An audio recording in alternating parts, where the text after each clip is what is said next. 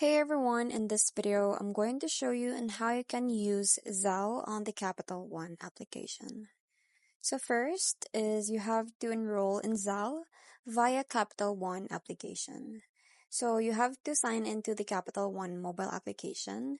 So if you have not yet downloaded the mobile application, then just text mobile to 80101 for download link. So they will send you a link, so you just have to click on that and then follow the prompts to download the mobile application. Now, after that, just tap on your checking account, like for example, the 360 checking. So it depends on what you have in there. And then select the send money with Zelle. So from here, this is what you're gonna click. So just tap on this one and then just follow the prompts. So verify your phone or email and then accept the terms and complete the enrollment.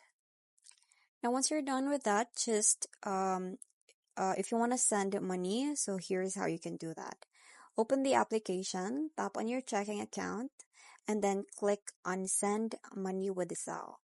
Then choose Send, then select a recipient via phone number or email.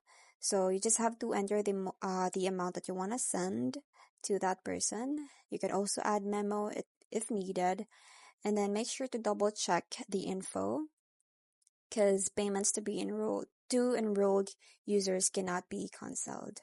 And then once you're done double checking everything, then just confirm or tap on send. And if both are enrolled, money typically moves in minutes. So it's really nice to be enrolled before you send money. So it will be faster.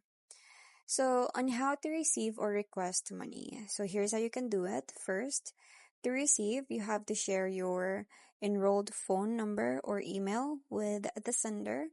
So money shows up in your account automatically. And to request, you just have to click on request, then pick contact, and then enter the amount and then tap on send request. So this one, it expires in 14 days. So that's pretty much it. I hope you find this video helpful. Thank you for watching and I'll see you in my next one. Bye!